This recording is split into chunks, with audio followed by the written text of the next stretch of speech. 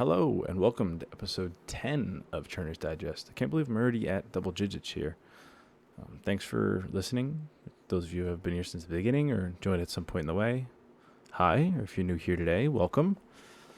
I don't do any advertising for this except for in some Discord channels and sometimes on Reddit, or that's about it. So if you like the podcast and want to support, just feel free to share it with other people that you think would be interested in it. That's my shameless plug for the day. But today we're going to go over some articles in Doctor of Credit, as always, some news that I've seen in the industry, and then at the end I'm going to talk about, I've been meaning to make a change out of my main checking account for maybe like a month or two now, and I finally decided to bite the bullet, like starting the process today. So I'll walk through my thought process of why I made this choice, where I was considering, and what I wound up choosing.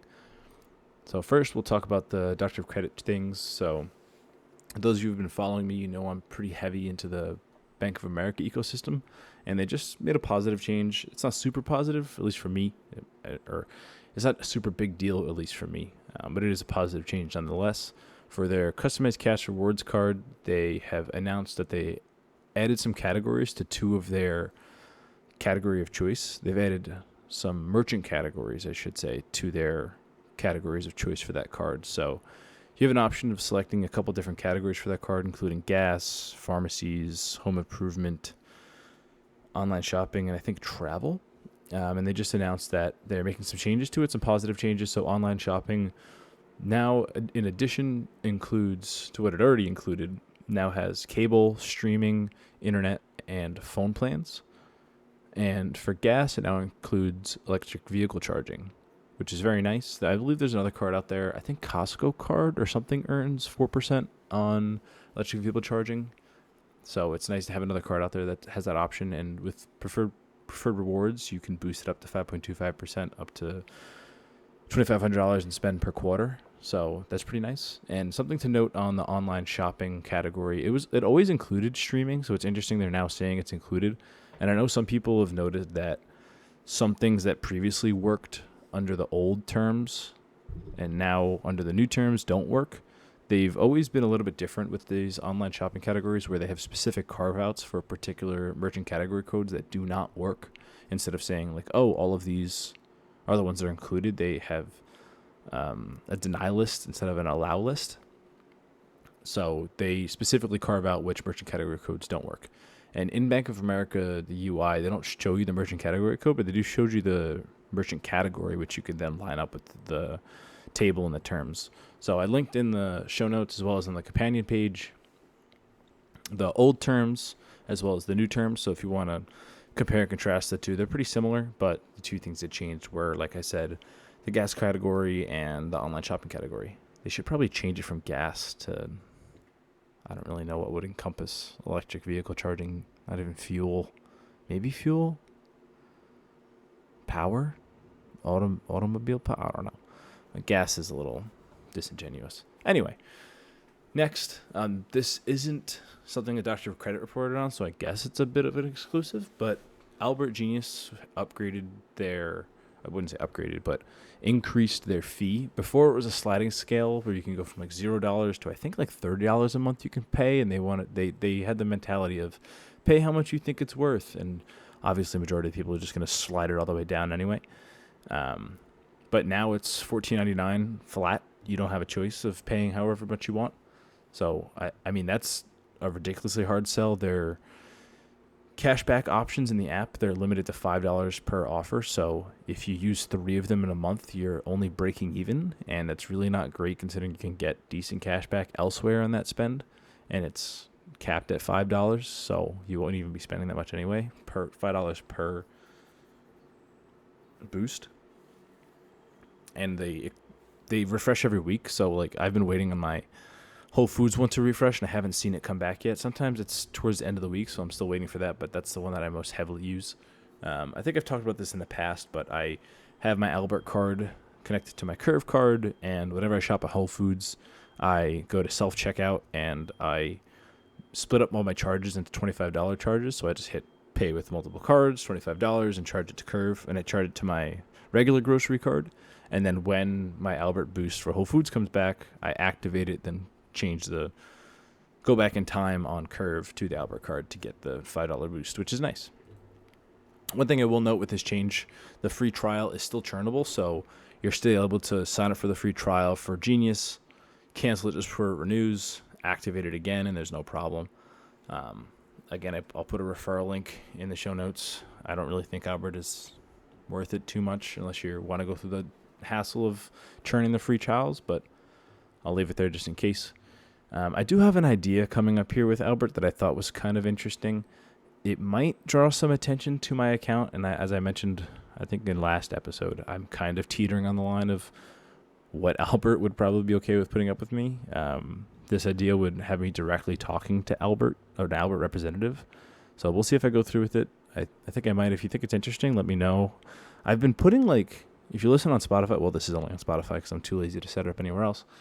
Anyway, if you listen on the Spotify app, I put questions on the podcast episodes, so you can write to me if you want, or you can just DM me on Discord at Fear the Z, or on Reddit at Fear the Z, or you can @ me on Doctor of Credit comments, but that's a brain dead way to do that. But if you think you'd be interested in hearing a sort of in-depth personal conversation with Albert and my review of one of their products, let me know. I'm teetering on the idea. It will cost me a little bit of money, and it's just going to come out of my pocket, but I think it would be decent content, so I think I might just bite the bullet and do it. Anyway, let me know in the whatever the hell they call it, question or fill in the blank thing. Next, Ally, just after they announced their referral program, they announced a sign-up bonus, which I was shockingly eligible for. So it's a $200 checking account bonus. If you don't have a checking account with Albert, if you just have a savings account, you're still qualify. It's direct deposit at least $1,500 in the first 90 days, which is, in my opinion, pretty easy to meet. So if you have never had a spend account with Ally, I would highly suggest going for this. It's a pretty easy $200. Something to note, this does not stack with the referral. So if you use the referral to sign up for the spend account before, or you want to sign up now, and you're thinking about using the referral, it won't stack. I know, I forget his name, the guy that does the Daily Churn podcast, who heavily influenced me. Let me see if I can get his name.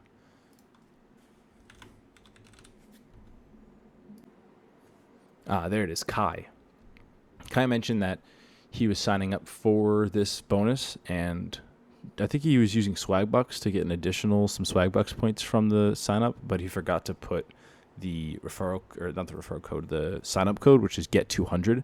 So he didn't do that, and he wasn't able to retroactively add it via support. So if you do plan on doing it with the Swagbucks portal, make sure you put in the code. If you use the link that's on Doctor of Credit, or just on Ally's site, ally.com/go/bank/checking bonus, it'll automatically put the code in there. But if you go through Swagbucks, you'll have to do it yourself. I've heard reports that it does stack with that. I didn't do that, but if you're interested in trying that, give it a shot. Just be sure to put in the code. Next, there's some targeted Apple Card 5% cashback offers. So if you have the Apple Card, there's some boosts for 5% cashback on travel, dining, both, or one of each. So it's worth it to look. It's in a weird spot. When you go to your Apple Card, you got to hit the 3 dots in the top right corner and then go to Daily Cash and then scroll down. It'll show there. I don't have it. Mine just shows 6% at Panera and a $775 referral link, which I'll leave a referral again in the show notes in the companion page. Card's not super worth it. It's only $75. There is a targeted $200 offer out there, but it's specifically targeted and you have to receive an email for it. So I think that's worth it. I was able to somehow triple stack my Apple Card sign-up bonus. I think I got $225 from it. There was a $75 off of your purchase at Ace Hardware, a $75 purchase at Ace Hardware, and then there was a $75 sign-up bonus for any purchase. And then I accidentally refunded the purchase that triggered the initial $75 bonus, and I reached out to support, and it was automatically credited back to me, but then the support also gave it to me, so I got double credited, which was nice. but otherwise I don't really think the card's very much worth it. Moving on from that, speaking of Ally that I just mentioned a minute ago, somebody used my referral link. I don't know if it was from the podcast or from Dr. Credit page. I didn't get a name either, but thanks for using that. I think I got like $50, so thanks for that. I appreciate that. As I said before, the show is just for S's and G's. I'll try and keep it PG. So things like that are nice. I get a little kickback for doing the pod, so appreciate that. Next, I saw the email this morning, and Dr. Credit made a post about it as well.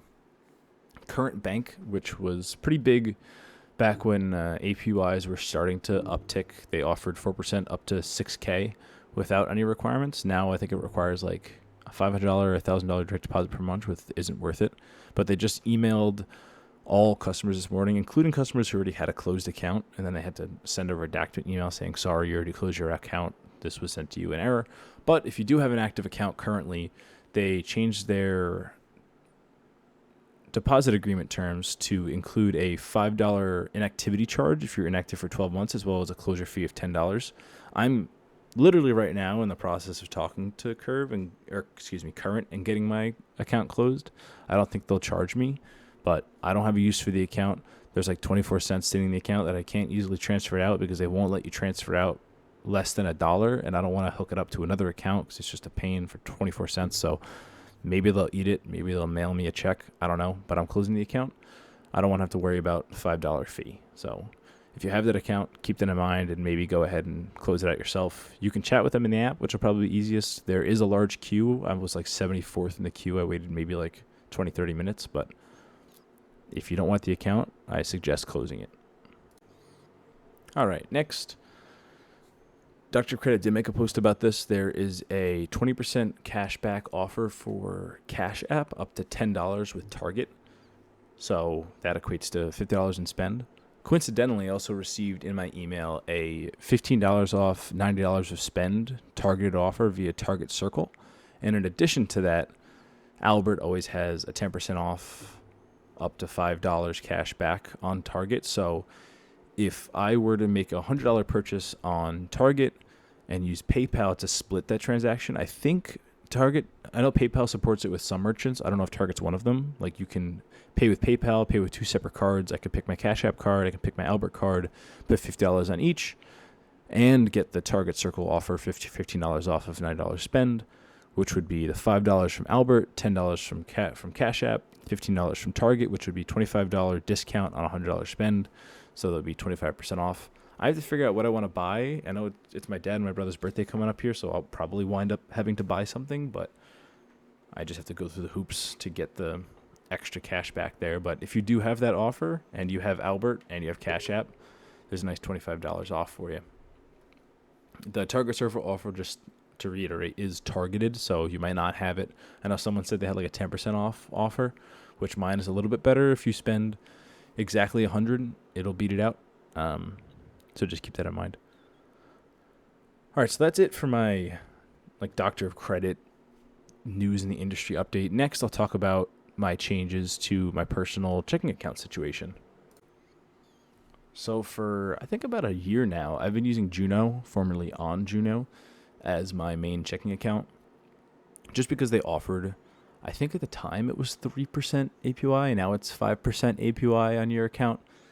And since using them, I really started to enjoy the luxury of having a high yield checking account, not savings account, because I like to have my emergency fund as my checking account and not have to worry, do I have enough to cover my credit card balances? I have all of my credit cards going to auto pay, going to statement credit, statement balance coming out of Juno, and I have my direct deposit going into Juno. So I want to make sure there's enough in there at all times for whatever spend I need. It also comes with ATM reimbursement or ATM network, so I'm able to use all point ATMs. Sometimes I need cash to buy certain things that require cash. I don't use it too often, but if I have to, it's nice to have, so that's a requirement as well. So I didn't really list this out bullet-wise, but I did in my show notes. My requirements are a checking account, a high-yield account, which has probably around 4% in APY, and some kind of ATM network or reimbursement plan. Some of you may be thinking, well, you've been with Juno for so long, for like a year, what's making you leave? There's been a lot of discussion in the Juno Discord, and not great discussion either. They've been pretty heavy-handed with sort of banning in there, as well as someone reported a bug that will bypass the login screen completely and allow people to log into your account without having any credentials on iOS. This is through like removing a biometric if you have biometric enabled, and the way that Juno implemented it doesn't properly check for that and require you to put in your password. It just bypasses the entire login screen. So the fact that they've had this bug reported to them for over a week now and have not pushed a change is very alarming to me, especially when I have a decent chunk of change in there with them. In addition, this change going from 5% on your balance to balances of 20K plus. I've seen this in the past with other fintechs where they start requiring a particular balance to be met to get certain bonuses or to incentivize you to have certain balance in the account. And that is a red flag to mean that they're losing money and running out of venture capital fund, which is pretty obvious that they're going to eventually run out. They were dumping money into Jcoin, they were dumping money into sign-up bonuses, they were dumping money into the 5% APY, into cash back, and it only goes around for so long. And my tinfoil hat theory, which other people have suggested in the Discord, is most users probably fell below the 20K, and they probably require you to have 20K in the account for them to make a profit on that 5% APY they're offering you. So they decided that 20K is the sweet spot where it will make sense for them to offer you 3% below, and if you're really dedicated to Juno, they'll give you that 5% if you have over 20K. That just doesn't sound great to me, especially for a company that I've heard reports of people having their accounts locked or having issues getting in contact with support. I've had support take multiple days to get back to me. Thankfully, it was nothing very serious, but if in the event something did seriously happen, where I'm choosing to go for my banking, for my checking account, they're all kind of fintechs, so my expectation for support is already pretty low, so that doesn't matter too much. But all these things in a row, the bypassing login bug and them not changing it, the red flags, them running out of money, I'm just concerned, and I don't like crypto at all, so I don't even touch that side of the app. So it's just time for me to find something new. So next, we'll discuss some of the options that I saw out there, and I'll discuss why I considered them and what I ultimately chose. So first option that some people recommended to me that I was looking into was Robinhood Gold. I don't love the idea of using Robinhood because of their, how do I want to phrase it, their mishaps in the past with GameStop and we like the stock and all that nonsense.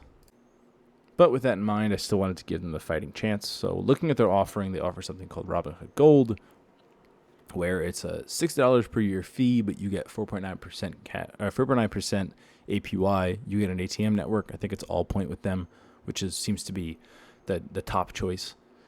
A 3% IRA match, which I'll discuss here in a minute, but it does have a vesting period, so I'll discuss that in a minute. So that helps get back the $90 or the $60 fee per year. It is a checking account.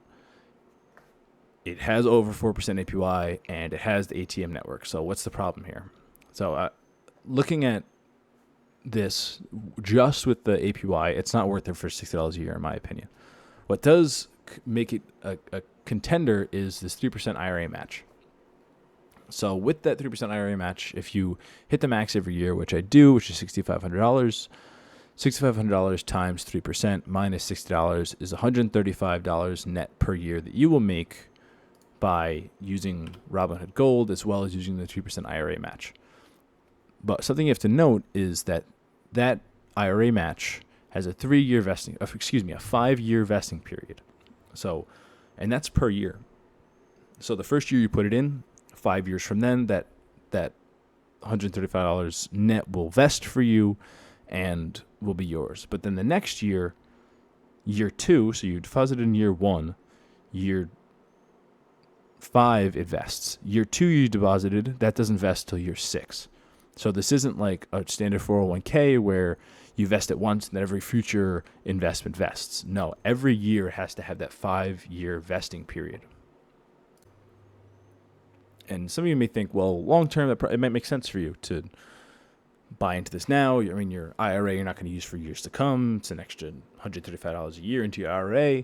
But as I mentioned before, I'm very deep into the Bank of America Platinum Honors ecosystem. And I looked at every year I do a spend analysis of how much I spend. And just looking at what I used last year, this was before I used the Curve boosted cashback for the online shopping. And now that I have 5 Bank of America cards, my spend will go up my Bank of America cards, but just looking at what I had last year, I spent enough money to where if I were to go from my current Bank of America Platinum status, which earns 50% additional cash back, to Bank of America Honors status, which would be an extra 25% cash back because it goes from 50% boost to a 75% boost, that additional cash back would amount to $165 cash back per year, just on my spend last year. And it's going to drastically go up this year because I'm spending a lot more on those cards because they are netting me a lot more. And the 4.5%, which would turn into 5.25% with the next status, that I'm using for my general spend as well as a lot of my other spend. So with that in mind, with this vesting not being for 5 years, if I were to put the $6,500 for my IRA into Bank of America or Merrill, which is Bank of America's investing side of things, in those 5 years, by the time my first $135 would vest, based on what I already have in Bank of America, I will meet the Platinum Honor status. So it really doesn't make sense for me to go for Robinhood Gold. I can choose to continue to put my money into Bank of America, earn no additional money back like the $135. That's my opportunity cost, would be $135. But again, it doesn't vest for 5 years. So there's really no opportunity cost. I'm just spending $60 per year. And then as soon as I hit that 5-year point, I now get boosted to Platinum Honor status and will earn at least an extra $200 cash back per year. While with Robinhood, even if every year it vested that year, it would only be an extra $135. So Robinhood Gold just doesn't make sense for me. I know that was a lot of numbers, a lot of talking, but that's what my process was. For me personally, I don't think it's worth it. If you think that you're going to be using Robinhood Gold and you're not going for Bank of America Platinum Honors and you don't want to store your IRA somewhere else, I think it's a decent choice. 4.9% is great. Robinhood is a nice app. Their card's pretty. But it's just not personally for me. All right, with that out of the way, next we have Wealthfront. I didn't really know much about Wealthfront. It seems like they're pretty new. I actually don't know when they came about, but they offer 4.8% APY with a 0.5% boost per referral that you get.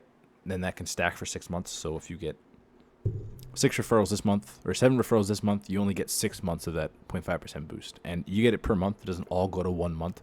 So you get 5.3% APY for the first 6 months. Or for every month, you get a referral up to 6 months. And again, there's the ATM network of Allpoint, which is very nice. I'll put a referral again in the show notes if you're interested. The app's nice. It's clean. I haven't seen any negatives about it thus far. They do specific app credentials for Plaid, which is nice. If you've ever used it before, H. Bradley supports it, which we'll talk about in a minute here.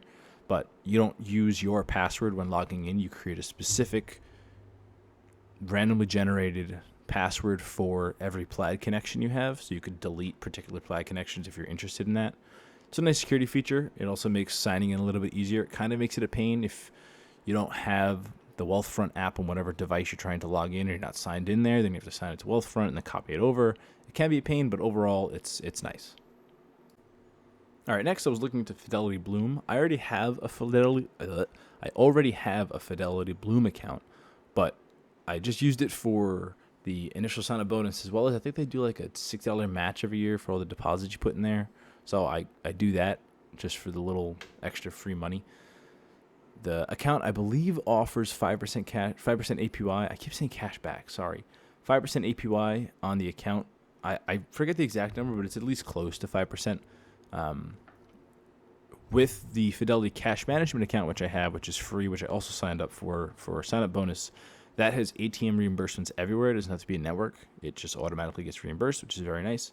The only downside that kept me from this account was it's not FDIC insured, since it's your money is deposited into SPAXX, which is a money market account. I believe that's what it's called. So it's not FDIC insured, but it's SPIC. I think that's what it is. Did I write this down right? Let's see. FPIC insurance. SIPC, excuse me. SIPC. It's SIPC insured, which means if for some reason it goes poof, the amount of assets you have will be given back to you. But if the asset is pegged at $1 and it drops below $1, you're out of luck. You'll get whatever the value is. I mean, this isn't crypto. We're talking about like a major financial institution collapsing, but I don't want to take on that risk, especially when there's other options that have it out there. So, as they say in Shark Tank, for that reason, I'm out. But I don't think it's a bad option. At least the app is decent, and on mobile, on web, it doesn't, or on desktop, it doesn't have the app. You just use the standard Fidelity login, but that's not bad either if you want just more of a bare bones power user kind of interface.